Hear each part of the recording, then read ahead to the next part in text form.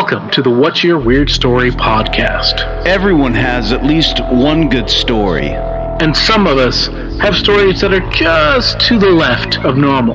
We're interested in the ones that push the boundaries of what we can perceive. Stories that defy explanations. Stories with an air of mystery.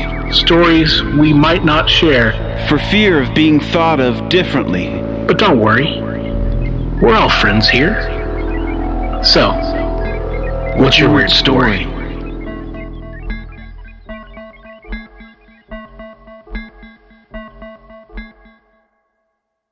Hello, Weirdsville.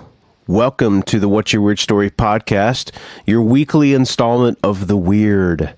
I'm your host, Barry Johnston. With me, as always, my friend, my counterpart, Mr. Adam Beebe. How are you, sir? Hey, Barry. Thank you for that warm opening.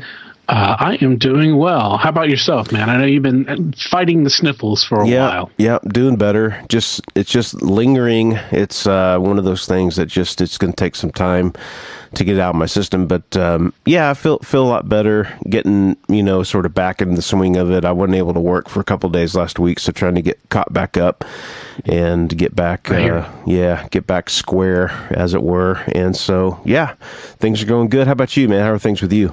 Doing good. I also missed a couple of days of work last week, or several. But hey, getting back to the grind and grinding out right before we got the holiday coming up in a couple of days here. So That's you right. got Thanksgiving plans? Yeah, we're going over to my mom's and she's cooking and having everybody over, and I'm sure it'll be a good time to get together with everybody and see everyone. Not everyone's going to be there, but I think enough to make it feel like a nice, cozy, warm holiday. I'm looking forward to it, man. What do you have on your calendar list? Well, I'm not traveling because my closest family is in North Carolina, so that's quite a bit of a drive. And then I usually go down to see them, my mom and my sister and her boys. And my stepdad, I go down and see them at Christmas time because that's more of a important holiday to me. I like Christmas. Yeah. Thanksgiving, I'm okay with. I think Thanksgiving was bigger when I was a kid because we would all go over to my grandma BB's, there in Marshall, because she would make a massive spread of food. Yeah. It was all just fantastic. So that was a big thing. But it's just as I've gone my own way and done my own thing, Thanksgiving's not as big anymore because it's just me, and so it's just going to be me and my cats this year, and I'll get them, maybe a can of fancy cat food and something for myself. I don't know. Right. I'm not going to make a big deal of it. But, little tofurkey. But and then, maybe I'll get a tofurkey. I don't know. The thing I do miss about Thanksgiving is at least, going back in home area or Oklahoma home, or you run into a lot of old friends, getting to catch up with people you haven't seen in a while, or who maybe you saw them just last week, but still that's one of the nice things because you run into your buddies and the people you grew up with, and everybody's coming in from around, right. And that's kind of lends to what we've got going today on the episode. That's right. You say? That's right. We've got some family, some old friends. We are opening the door to an old friend of ours that we grew up with, and he fits in with the story that I told in the half-year episode, and that story is the infamous guy in the closet story. If you'll remember, there was a gentleman that broke into our house when I was a kid, and he stayed in our house for a numerous amount of time, hours upon hours upon hours, and we could not figure out what the heck was going on. I thought my sister was crazy. And then, a month or a little over a month later, we find out that our friend, about half a mile down the road, ends up getting his house broken into. And this is the brother of the guy whose house was broken into. And I wanted him to come on so that we could get his point of view, somebody to corroborate some of the information and try to sort of give some light as far as what happened on their end of it. Right. It gives us a broader angle, or a different angle and a broader view, like you said, of everything that transpired, and a more immediate on his end. because of his brother. So and Shane came and he was excited about being on, and he brings it, and we power through it. But man, it was great because it was like I'll say this later on in the episode, but it was like hearing it anew, Yeah, right. So so it's cool. So if you haven't listened to our big half-year anniversary episode, that's episode 26. You can do that now, or you can do that afterwards to hear Barry's side and Barry's telling, and it's good, it's great. But this is just it's a little bit more in it, like Barry said, it confirms a lot of his side, but it also fleshes it out a lot more, and it's also very compelling. That's so right. It's not a rerun by any means. It's a whole new experience because Shane's got a whole he's a whole character unto himself, right. And bringing it. So, Absolutely. Well, let's get to it. Let's get to Shane. Shane, what's your weird story? Well, I listened to episode 26, and I'd kind of gotten the lowdown from Jeff and you, Barry, and about kind of the memories of this fateful night. Well, luckily it wasn't fateful, but it was a freaking strange night. Is this something? Can I ask you? Is this something that you thought about over the years? Like I have stewed over this story for years, brother. I was a first-hand witness of this mess, man. And so I can tell you, and I listened to your guys' story, and it's so much. It's the story, but what's interesting is a couple of the details, were a little bit off. Of course, but they were. But the story was actually accurate. So okay, good. So to shed a few points in there of what really happened that night. Yeah. Okay. So let's give us okay. So the synopsis is that there was a guy that broke into my house and subsequently broke into Shane's house and his family's house. And if you guys aren't familiar with that story, please go back and listen to that if you would, because it'll help you sort of navigate what we're about to talk about. Yeah. I got to say this. So I remember Dusty coming to school and talking. I don't know if you remember this or not, but talking about, he goes, man, the weirdest thing happened. We came home yesterday and all the windows, I think either the blinds were up and all the doors were unlocked. Mm-hmm. And he was like, it was that we don't do that. We don't, something was weird. Somebody was in our house and we were all like, I think you're full of shit, dude. There's no way. Well, was a couple of things like you were talking that, months before, strange things like that were kind of happening around the house. And like, for instance, if we got a speeding ticket in our house, as a kid, you had to come home, you had to put it on the refrigerator, and then you had to go to work, and you had to make money, and you had to put your money on the refrigerator to pay the speeding ticket. Yeah. And so I got stopped for something, it was like $100 or whatever it was. I can't remember what it was, but so I put my money on the refrigerator, and one day we come home and the money on the refrigerator's gone. Oh. And it's like, there's only 4 of us in the house. Did you take the money out the refrigerator? And of course, no. It's just we couldn't figure it out. Wow. Who took the money? And there were some weird things like stuff being moved, but never in our minds ever did we dream that some dude was walking through the house when we were gone, opening the windows up, taking money, walking around. How long was that before this whole thing came to a halt? Who knows? Month before, I don't remember. Okay, but sometime leading up to that, there was some weird. There was some other shit going on. Strangeness, some eeriness going on. Wow. And I'm just going to tell you. You want me to just tell you what? What my experience was. Yeah. This is what happened. Okay? Please. It was 93, right? 93. That sounds right. I graduated high school in 92. Yeah. Right. So I came home from college, and it was summertime because I was at home, and where our house is set up, I had my own bedroom upstairs. The whole floor upstairs was a bedroom. It had a bathroom off of it and a little walkway from the bathroom to the hallway, and then you go downstairs. And Dusty and I shared the bedroom. So this year it was my year to have the bedroom upstairs, and he had the little bitty bedroom downstairs. Which the bedroom downstairs was pretty cool because it's like a little study. I mean, it was like probably God, it seems like it's probably like an 8 by 10 maximum little room. Yeah. Mm-hmm. But anyway, so at this time I had a little Chihuahua. His name was Taz, and Taz slept with me every night. And so one night, it's, I don't know, 3 or 4 o'clock in the morning, you know, probably 3:15. And everybody's sound asleep. And my dog next to me just starts, you know, how a Chihuahua does. Yeah. And all of a sudden, I'm like, shut up. Hush, what's the problem? You know, go to sleep. And I'm like kind of spatting him on the nose, you know, and stop it, you know, go to sleep, go to bed, you know. And he's just going off.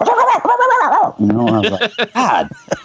So I'm thinking, man. And so finally I spat him on the nose and he quits. Mm-hmm. So we're going to sleep, you know. About, I'd say probably 15 minutes later or so, my mother comes barreling up the stairs, flips the hallway light on, busts in my door, and sits in my bed and says, Shane, are you okay? Are you okay? And I'm like, I mean, you know, waking up, rolling over, I'm like, I'm looking at her like she's crazy. I'm like, yeah, why wouldn't I be okay? You know? And so I look over, it's probably 4 in the morning now. Yeah. So she just runs out of the room. Didn't say a word. Huh. So I'm laying there and I'm looking at the ceiling and I'm like, what the hell? Was that all about? You know? Yeah. So I thought, I said, well, meanwhile, this is what's going on firsthand from Dusty. Okay. Oh, okay. This is what's happening while I'm asleep. Yeah. My dog barks. I'm asleep. Okay. So meanwhile, Dusty, and this is very reminiscent to this exact story you told, but I have a few more little details. Yeah. Dusty's laying down. Okay. And in your version, he was on his back. In my version, he was on his stomach. Okay. Okay. So he's on his stomach, and he's got an alarm clock next to him that has red lights on it, you know? Yep. Mm-hmm. And he's got a fan, like you mentioned. He had a fan, but it was hot in his room, so he always put the fan in the doorway. Okay. Because it sucked air from the hallway. Right. Okay. So he's laying there in bed, and at first, okay, he's just totally asleep, and he feels what he thinks possibly could be someone stroking his middle finger. Oh. Okay, but he's trying to wake up, and he's like, "Is there somebody stroking my finger? I don't think there's somebody stroking my finger." He's like, "Rat or something," you know. Meanwhile, he realizes that you know how a fan sounds whenever it's getting free air. It's nice and quiet. Yeah. Yeah. But when the fan has been moved over to the side to get in the door, it makes a high pitched noise. Right. So he realizes, okay, the fan's high pitched noise, and there's this red glow from the alarm clock that he opens his eyes, he's looking towards the wall, he's laying on his stomach. Mm-hmm. So he's looking toward the wall, and as he does, he sees this shadow. Oh my God. This shadow move across, and it takes the red light that's bouncing against the wall and kind of like, you know, blacks it out for a minute. Yeah. And but while this is happening, this, you know, he thinks before that happened, actually, he thinks someone's stroking his middle finger. Okay. Right. So he thinks, well, hopefully it's a rat, you know, or something. Right. So he takes his hand. Yeah. He takes his hand and he slaps the rat, hoping to hear the rat hit the wall. Right. Okay. Now, did you guys have a lot of rats out there, or was Dude, this just a desperate prayer for something to be other? He was hoping for a rat. Not only do we not have rats, we didn't have people stroking our fingers very often. You know? That's true. And so when he slaps the rat away, there is no rat that hits the wall. It's empty. It's a pump, and there's nothing hits the wall. Oh, man. And all of a sudden, he rolls over, okay, and immediately outside, you know, his bedroom is next to the entryway, a big, large entryway. And like you said, it's pitch black, so you have to know where you're going in this house. Yeah, man, because he hears this. He hears this. Boom, boom, boom, boom, boom, boom. Like giant footsteps from a large person running away from his room into through the foyer. Okay, yes. Right. And he says, "Hey!" His adrenaline's pumped. You know, he's like, "Hey!" So he hears this bump, bump, bump, bump, bump. Okay, he's in his tighty whities. Okay, he jumps out of bed and he's scared, as you can imagine. He's shaking like crazy. Okay. Yeah. And so he walks into, it's pitch black. He walks through the foyer, follows the sound of the footsteps into what was called our little dining room area. Right. Mm-hmm. Okay. Well, in the dining room area, there's a large, round dining room table. It's round. Right. Okay. So when he walks in, he goes over to the light switch first and rolls. It's one of those roll light switches where you can kind of start dim and kind of start. He turns the dim up a little bit. Yeah.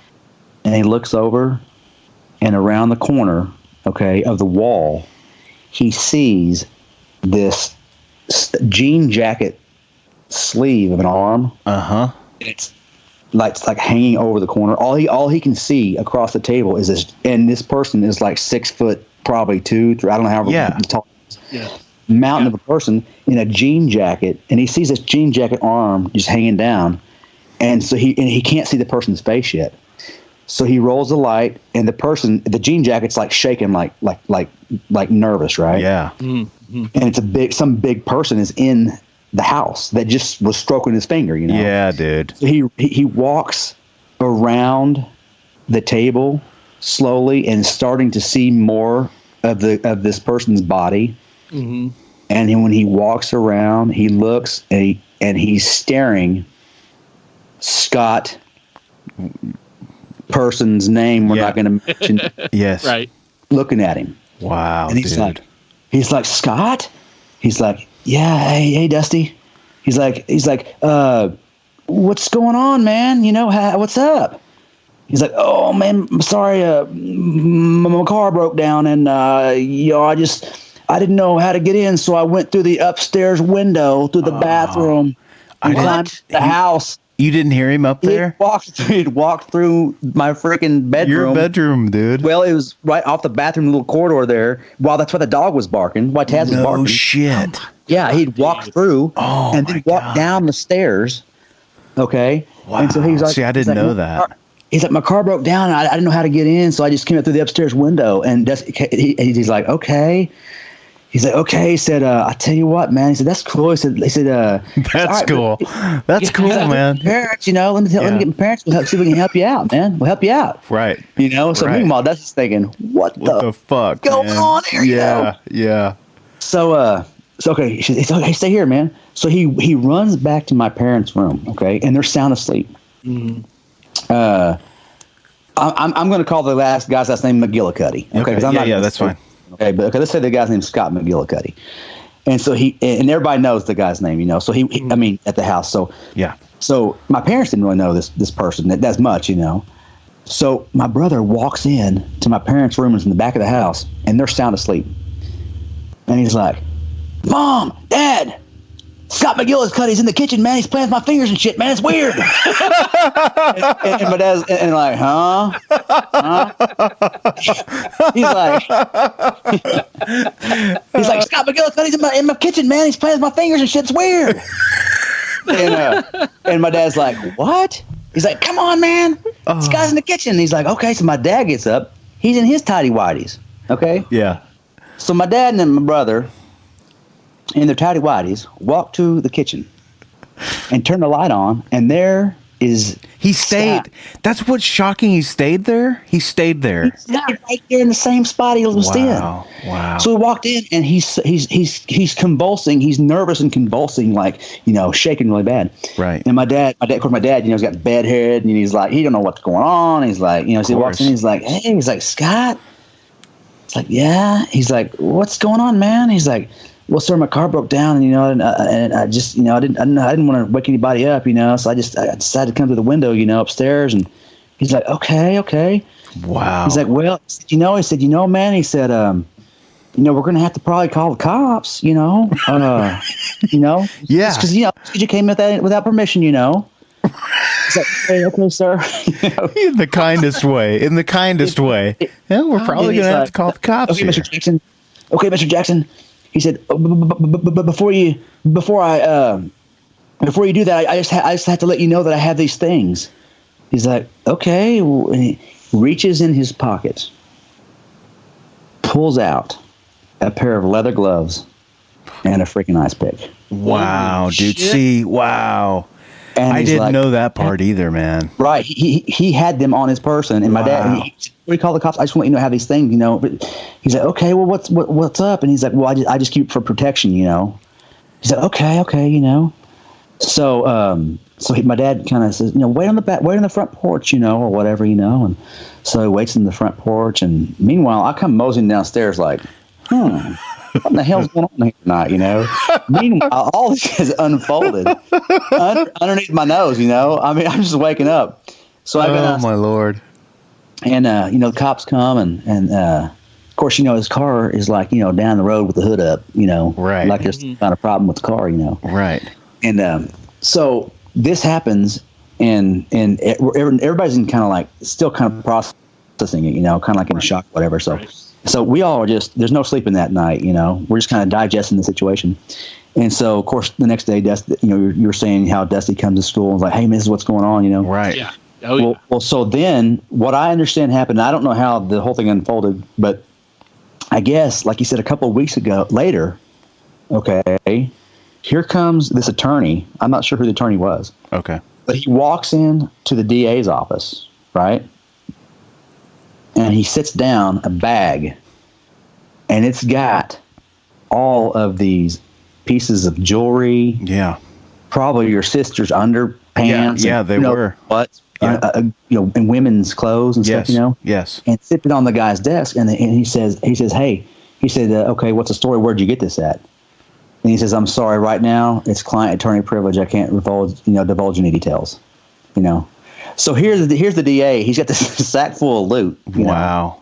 And so anyway, that I kind of burned through that pretty quick. So that set in motion then them finding out who it was, and he went to trial, and I know that, right? He went to trial. Yeah, and there was something about, I don't remember exactly, but something came out about how he was, like wearing women's shoes and weird things like that. And the story about how he kind of was infatuated with my little brother. Right. Well, like that trip that you're talking about, they went on this, kind of a church retreat deal, with a big group. Right.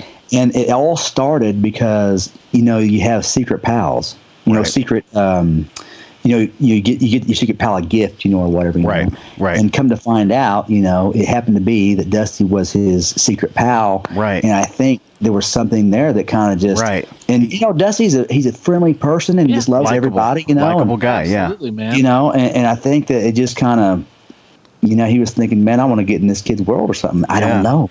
That's so crazy, dude. Like there's so many parts to what you just said, that story, that over years I sort of filled in the blanks. Mm-hmm. You know what I mean? Like I knew he had the ice pick, but I wasn't sure. I thought that he was hiding it behind his back, but to hear you say that he had the leather gloves also. Yeah, dude. Yeah, on him. Yeah. And I also thought that it was the police that found all that shit, but it was him divulging that to Dusty and your dad. I think what happened was whenever my dad said, "Hey, maybe you ought to wait outside on the front porch and whatnot." I think your story was right though. I think he went to his car, and dumped the stuff. I think that's what happened. Wow. Man. But Barry, you maybe say something. You said something on the 26th episode about you were thinking. That he had this infatuation with Dusty and stuff. Right. And in your mind, perhaps he was thinking, man, if I can't, it's not a reality to be with this dude. Right. I can't have him. Yeah. I never thought about him taking him out. I don't. Well, yeah. Yeah. I mean, I don't know. But the thing about it is, I think this is the fascinating part of it. I think there are other personalities like this in situations out there like that. Yeah.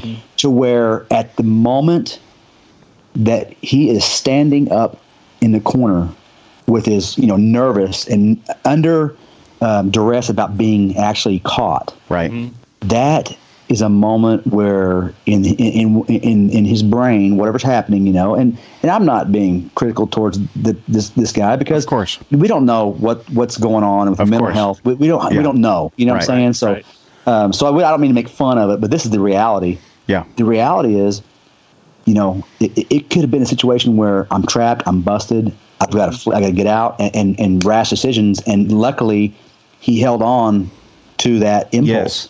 Yes. Yeah. You say that because there was a lot of stuff leading up to this, and I don't know if I know that I talked about it in my story, but Do you remember hearing about all the homes that were getting broken into leading up to this? Yes. And I mean, it was just like one after the other, and it was always.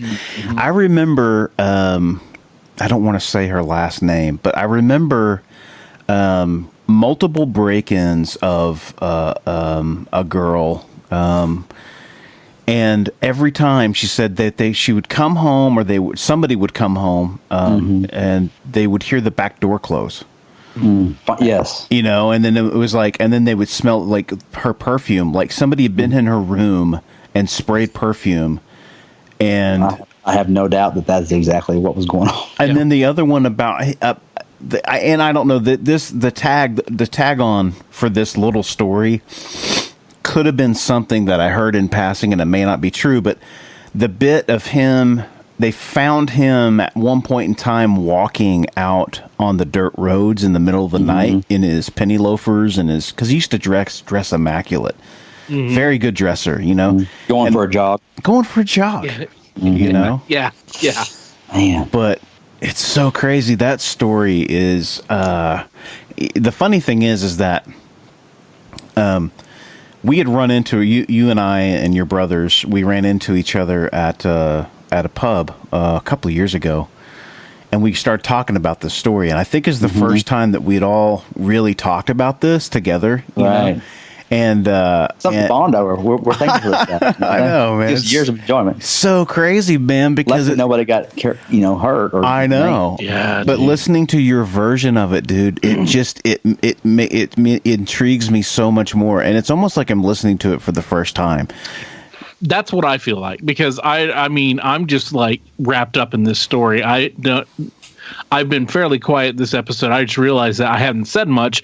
It's because I just can't. I mean, it is like I'm hearing it for the first time, and I'm still processing all this information that I've heard, over 20 years ago. Well, listen to this, Adam. Listen to this. What would it take? What kind of what would be going through your mind when you decide?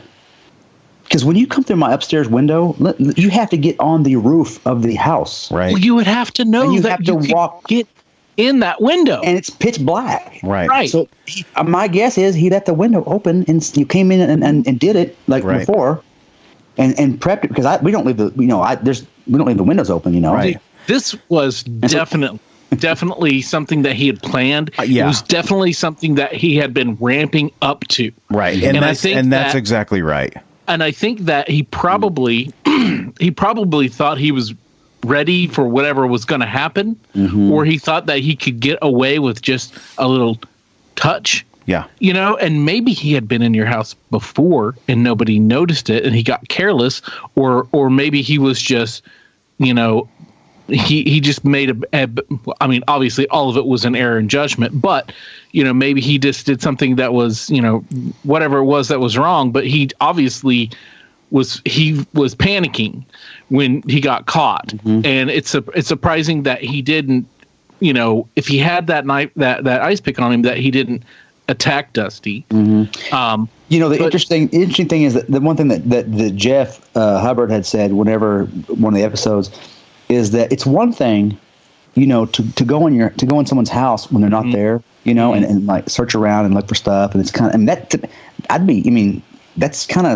scared to death to do something like that. Yeah. In fear of getting caught. I wouldn't do that anyway. But the point is, to plan it when someone's in the home and go and caress the finger. Yeah. Yeah. I mean, that is. Yeah. I think that's on a whole nother level. I think he over time he had built up his tolerance, quote unquote. Yeah. And each time he tried to push it a little further and a little. Dude, he sat in my sister's closet for 9 hours. I know, that's what you were saying. And thank God that she didn't walk into her room, dude. Right. By herself. Because that reaction was like? Oh, dude, that could have been bad. It could have been real bad. He would have been scared. She'd have been scared. Well, yeah, and she's small. And she's a little girl. Irrationality. Emotions take. 100%. And so, Dusty's not a big guy either. Let's right. I mean, for the listeners at home, he's scrappy. He's a scrappy guy. Yeah. Oh, dude. He would have been this guy could have thumped him with his finger, and like. Yeah. Yeah. Dusty, at this time, Dusty was maybe like 5'6", and maybe like 125 pounds soaking wet with a, denim over suit on or something, not, he was, but he, like Barry said, he was scrappy and he was quick. Dusty was always quick, but like still, he wouldn't be really a good physical match if, his attack, it turned into an attack. And he's in a 8x10, right. little hole, unconscious, with one way out. He's lucky. He's lucky that he took off and went running. Because that could have been bad if you're scrapping in a little room like that and there's an ice pick involved. That ain't no good, dude. That is no bueno.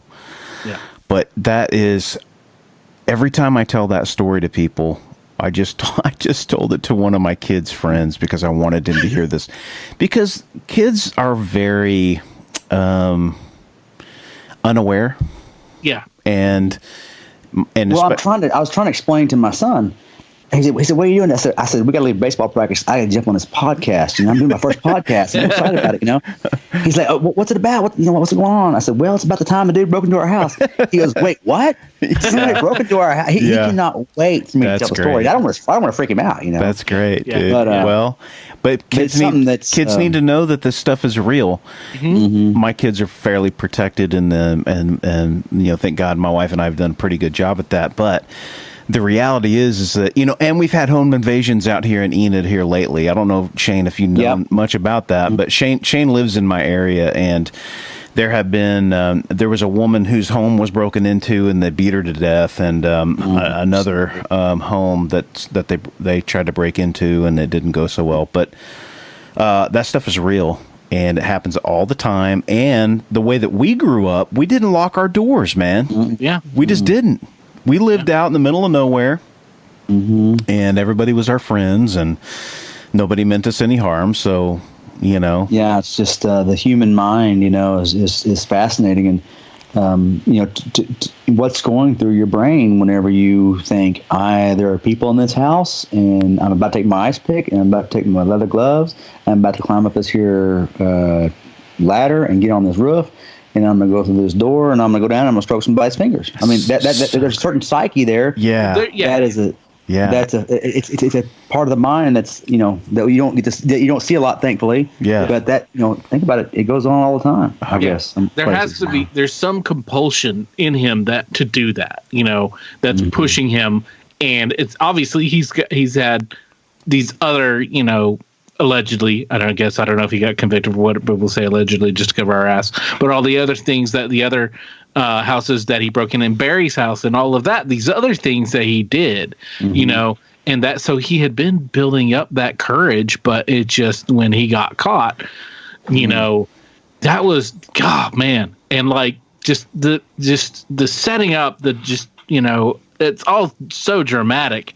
But the fact that he just stayed there, I mean, I guess he's caught, it's better to, maybe he believed that the lie that he came up with his car breaking down. Right. Which and he probably had that pre-planned too, I guess, in case he got caught or something. But just the fact that he stayed there and then but yeah, the gloves and the ice pick, man. That was enough to be like, he's like, I use this for protection. I'm thinking, what are you protecting yourself from? Yeah. It's just wow, man. But yeah, this story has kind of been kind of a folklore tale. It's actually reality. It actually happened, but for our town, right? Because everybody in town was kind of one of those stories. It's just kind of like, man, this really happened, and it was big. So, and I don't know. I never knew, what came about, with the situation, but. Yeah, man, it was crazy. But when I realized that he had walked through the room, I felt bad for my dog, man. He was a good dog. Yeah, he was somebody's in the house. Right, right. I was like, I never fathomed it, Right. Well, you don't either, and that's not something you really want to put. You don't really want to go there when you're, when you freshly woken up. You're like, that's the last thing you want to think about, somebody being in the house. Mm-hmm. But yeah, because if you think about it, there's got to be some planning involved. You have to be like, Okay, I'm going to get out of here around, I don't know, 5 in the evening and go get some supplies. And then, it's like, and then I'm going to kind of, I don't know, I'll wait till like, I don't know, 4 in the morning, 3 in the morning, and then get out and, have, I don't know. I don't what's the end game? What's the end game? Yeah, it's like, what are you planning to come of this? Like, that Dusty wakes up and is just like, oh, hey, what's up? Let's have some let me coffee. Stroke your finger. I don't know what's going to happen. Well, let's think. I mean, let's talk about the finger. I mean, it's the middle finger. It's the longest one, and it's a sign of affection, right? It's certainly a sign of affection, but it's like it could have been a whole lot weirder. It could have been so much more bizarre. I mean, it could, like if it was cheek or just, or if he woke up when he was getting butterfly kisses or something. Like I don't mean to think light as well, but it's something. Well, thankfully, Dusty's fight or flight, kicked in. He's like, hey, yeah, you have no choice but to like be right. Right. Well, it makes you wonder, what Scott's fight or flight instinct was, and he didn't fight and he didn't flee, right. And so kind of thankful he didn't, maybe if he'd fled, maybe fled, it would have been more. If he would have fled, it would have been more understandable. Yeah. But instead, it's kind of like he's taking it. He's here and he's like in the situation, and he's not going to move out of the situation, which is probably a good thing. But who knows if that switch flips, and you decide to fight. Right. Who knows what could happen. Yeah, so 100%. It's very, golly, man. You ever think about all the times, and now that you just said that, I'm thinking about all the times in my life where I've had very close calls with that kind of stuff. Mm-hmm. I've caught people breaking into my house, and they jump out of the freaking balcony window when I came home. I mean, all kinds of stuff that I saw a guy get shot right in front of me when I was in Atlanta. Damn. And I'm just like, golly, man, I bet you the odds that I've rolled the dice a bunch of times, and I don't know how many more freebies I get. I know, right? I think all of us kind of look back and sometimes and be like, man, we're lucky to be alive right now. Oh, right? yeah, dude.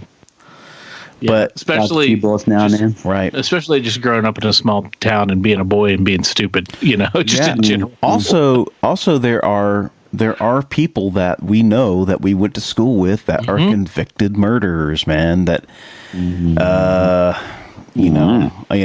I'll never forget when Adam called me. This was, golly, man, this had to have been over 20 years ago. Mm-hmm. He says, have you watched America's Most Wanted? I said, no. And he goes, dude, did you know that, should I say his name or no? Yeah, you can say it. Record, isn't it? Yeah. He's like, did you know that Larry Yarbrough is like on the FBI's most wanted list? Like he's not like top 10 most wanted. I'm like, what? He's like, fuck yeah, man. And then Billy Altizer was involved in all that shit with the other murder, and it's like, golly, dude, it's so crazy. So I know, just like you mentioned the other day, and Enid, that whole, beat down, bust in. That's just a brutal attack right around the corner. It's just. Did you hear that she had been beaten and tortured by her husband? Before that was the guy that worked at the Mexican restaurant. What? Really? Yeah, he worked at, I don't know, I'm not going to say names, I guess, local Mexican restaurant. Okay. And this has been years ago. I remember the story. He trapped her in the house and like beat her up and sprayed chemicals on her and threw her in the shower and locked her in the closet and and he's like whacking her with a hammer and stuff. It was just some terrible stuff, Awful. And awful. Yeah. Wow. And our kids were in there, and it was just it's a scary world, man. Yeah, it is. It is, but thank God we get cool stories from some of the stuff. I know, right? That's the whole. I'm glad that you guys had me on. I can't wait to, dude.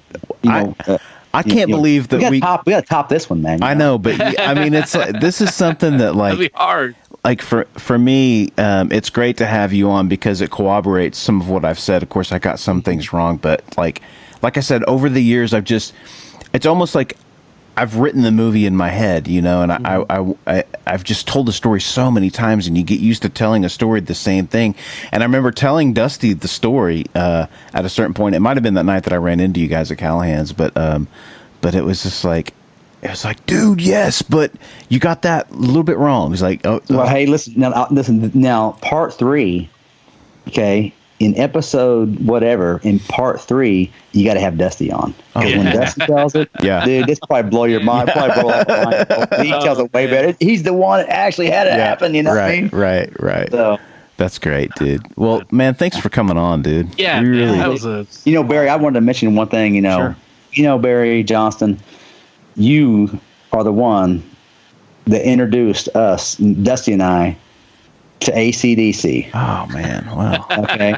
Barry always had the music that no one else had. It was always edgy. It was always, you know, he had of course, Barry, you also had the first YZ80, I think it was. I think didn't you have a little motorcycle? Yeah, I had a, yep. Yeah, the fat wheel one. Yeah, and so I had to have one, you know. Yeah. And that was good. No, I remember one day you came over and I was probably listening to, I don't know, Michael Jackson, something cool, you know, whatever it was at the time. And then Barry comes over and he's got a little boombox and he hits play and it's playing She Was a Fast Machine to Get the Motor. And I was like, what is this, man? And Barry's So like, good. this is ABDC, dude. Dude, how many times was I over at your house? We were just freaking rocking that record, man. I remember that. We'd all go hang out and be like a Wednesday night, and you and your brother, you guys had this freaking huge sound system, man. We'd freaking blast that record. Yeah, it was one of them. It's one of them in the cabinet, you know. Yeah, Cabinet up. In there. Yeah. Those are great times, man. Well, we lived out in a place where you could get out and do that kind of stuff. You know, you got some motorcycles, 4-wheelers, or even your bike. You know, you just get out and ride around. And we lived. It's a great. We call it Lemon's Corner. That's right. That's right, man. We had a pretty good situation there. So you guys were about a mile away, probably from each other. Half mile. Yeah. But in a straight line. So I remember that. Spending a lot of time out at both of your houses. Growing up. Yeah, it was great, man. Miss those days, and we're lucky that we have people that we still have in our lives from that time. You know, it's a pretty rare thing, really. We had a lot of people that That's where Dusty learned not to hit a basketball with a baseball bat. Dude, I remember threw a basketball up, hit the baseball bat, and it came back and whacked him in the forehead. I remember I had to put down one of your cats. It was just the stray cat that hung out at your house, man, and a freaking bobcat tore its guts open. Yeah, I remember that. I can't believe you remember that, dude. And he was like, you could see his spine. Yes, it was bad, dude. Terrible. It was bad. Yeah. Dusty's like, dude, I remember that. Dude, you gotta shoot him, man. I can't do it. I'm like, you think I can do this? I don't want to do this, man. Dude, you got to do it, man. I think it was. I bet it was a feral cat. I bet you. Yeah, dude, it was bad though, man. And I remember I was just like, I got to do this. This thing is not in a good situation, man. But that's crazy. Well, real quick, let me tell you the story. Where you can say that if you want, but the story about that bobcat. Okay. Yeah. It was, I don't know if it was a cross between a bobcat and a feral cat or what they were. They were nasty, mean looking animals, okay? But it kept killing. We had rabbits. It killed the rabbits. It killed this cat you're talking about. I think it was a Siamese cat, and it just ripped the flesh off the back of it. So my dad was determined to kill this freaking cat, man. Yeah. And he had a shotgun. He was ready to find this thing. And every time that he would see it in the backyard, it had these beady looking yellow eyes. Yeah. And it was mean looking. And every time he saw it, he'd say, Shane, stay here. Keep your eyes on it. He'd run and get the shotgun. But when he got back, this thing just knew. He knew we were waiting for him. He'd bolt, you know. So one day, we're standing in the kitchen, and sure enough, this freaking cat, this bobcat-looking monster thing, is sitting in the backyard looking at us with these beady yellow eyes. And my dad's like, Shane, okay, stay right here and stare him down. I'm going to slowly move to the back of the house, and I'm going to open the window, and I'm going to shoot him, okay? Right. So I'm sitting here watching this cat, right? And he's staring at me. My dad sneaks in the back of the house and grabs his shotgun, right? And he goes in the bedroom. It's on the same side of the house, okay? And at this time, we had storm windows, you know? Yeah. It's like, there's like two windows. Yep. Right? Right. so he's got a storm window. The storm window's there. He's so excited to get to this cat. He opens the window, boom, takes aim, and blasts through the storm window. Storm window. That's and that thing dropped, dude. So he blew the window out. That's great. That was the last we saw. That's hilarious. That's hilarious. That's what my dad would have done. That's great, dude. Oh, that is so funny, dude. That's great, dude. But anyway. Hey Barry. Yeah. Have you ever seen a goat sucker? What?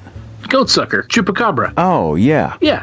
Have you ever seen one of those? I haven't seen one personally, but I've heard about them. Yeah, me too. If anybody's got a goat sucking story, if you got a goat sucker story, we want to hear it. If you got a Bigfoot story, we want to hear it. If you got a Loch Ness Monster story, or a Lake Champlain story, or Ogo Pogo story, or an Oingo Boingo story. Wait, that was an 80s band. Anyway, you got a weird cryptid story, we want to hear it. I didn't even know what a cryptid was, man. Yeah, dude, cryptids. They're like the animals that haven't been necessarily proven by science.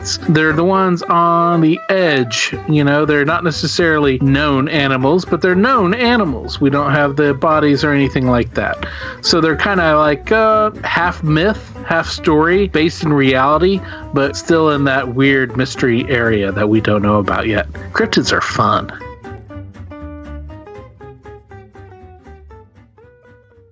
Come back on here, man.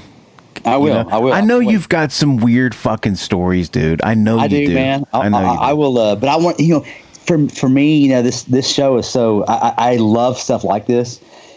At nighttime, I watch Outer Limits, the old Outer Limits, and the old Twilight Zone. I love that kind of stuff.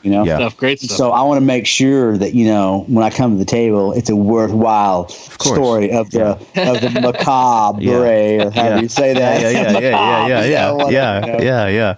So, but no, I think what you guys are doing is awesome, and I seriously love the intro to the first episode with all the sound effects. I don't know if they all have that or not, but and I love the technology behind it. I like the fact we can be in different states and areas and have a show. So yeah, it's cool. I want to come back, guys. I appreciate you having me. Yeah, please do, brother. Well, we appreciate you coming on and sharing that, man. And the great story and a lot of great laughs as well. So yeah. Well, I didn't mean to barrel through it, man. I mean, I started going, dude. That's good. Well, dude, I was wrapped up in it. Like our listeners are going to be just the same way, just sitting on the edge of my seat. I don't know how it ends, but still, Thank you for having me on, guys. And Barry, I'm down for any time. And if I get something good, juicy, I'll let you know. And use it good. Sounds good, brother. Thank you again, man. All right, guys. Okay. Party on. Yeah, man. Send my love to everyone. I will. See you soon. Love you guys. Okay, man. Take care, man. Dude. Love you too. All right, later.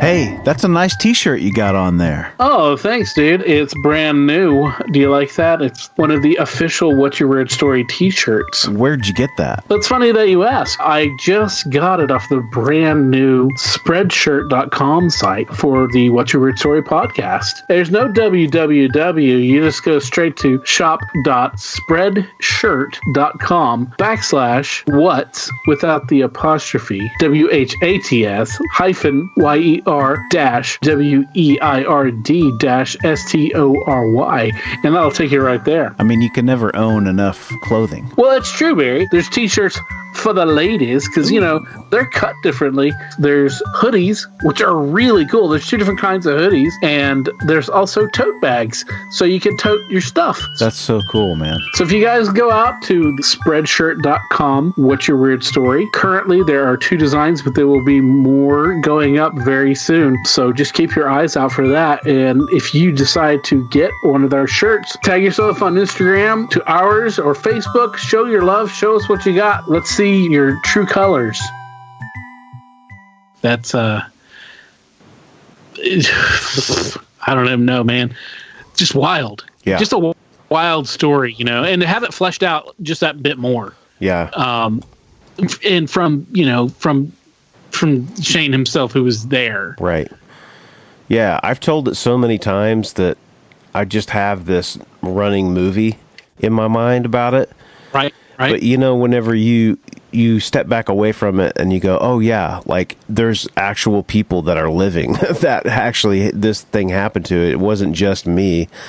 It's cool to hear somebody else's side of it because it's been so many years, and you fill in the blanks. And he said some things that I was just like, really? I didn't, I did not realize that, that was the case. Like, I didn't know he came in through his window upstairs. I know exactly, like he came through where he was sleeping. I didn't know that.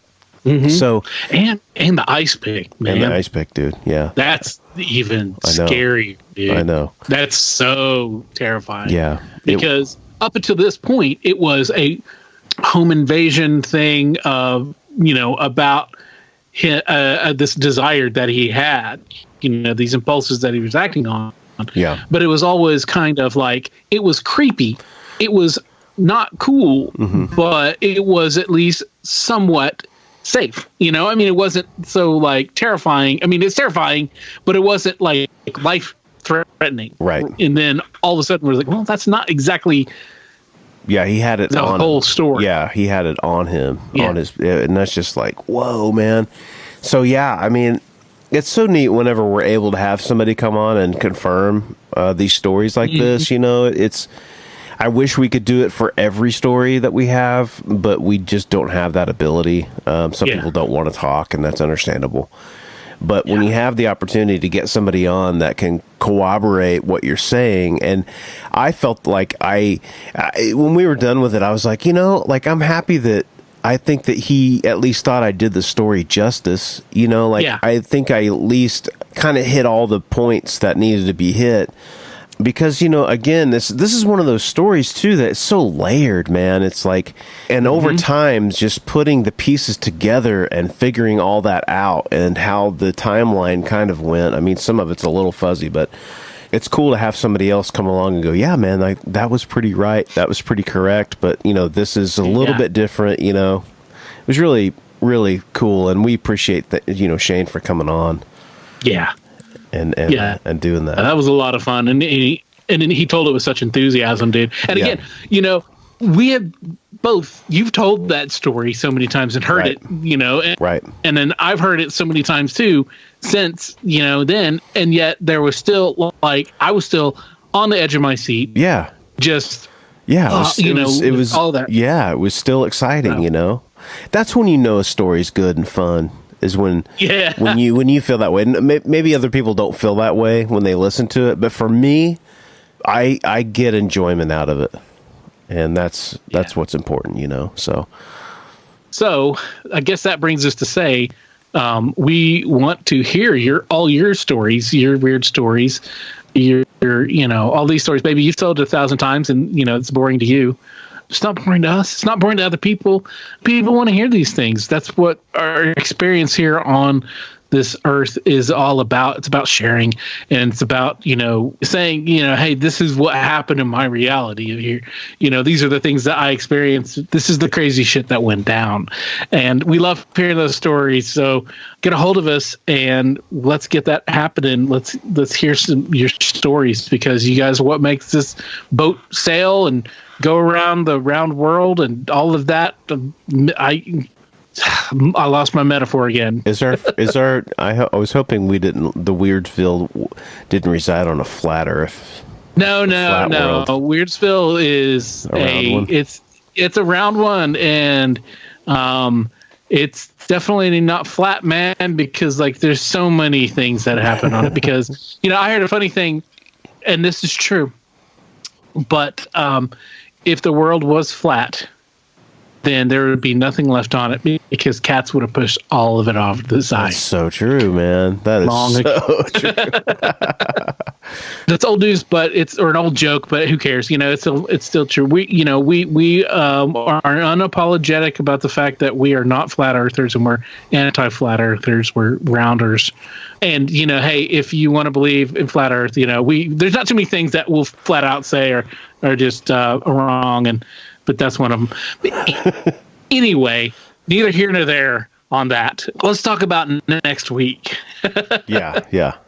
Next week we have our friend Desi coming back for the third time. Awesome.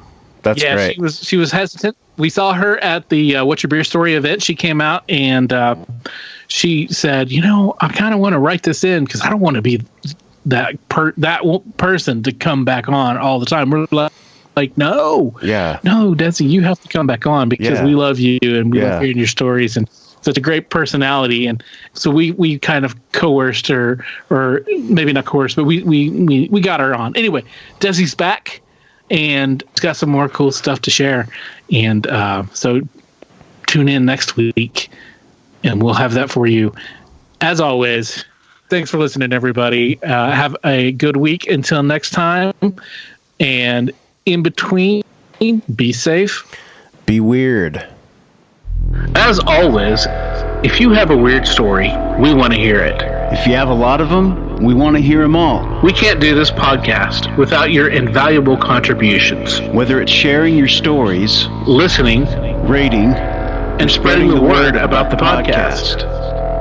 Thanks for listening. Till next time, be safe. Be weird.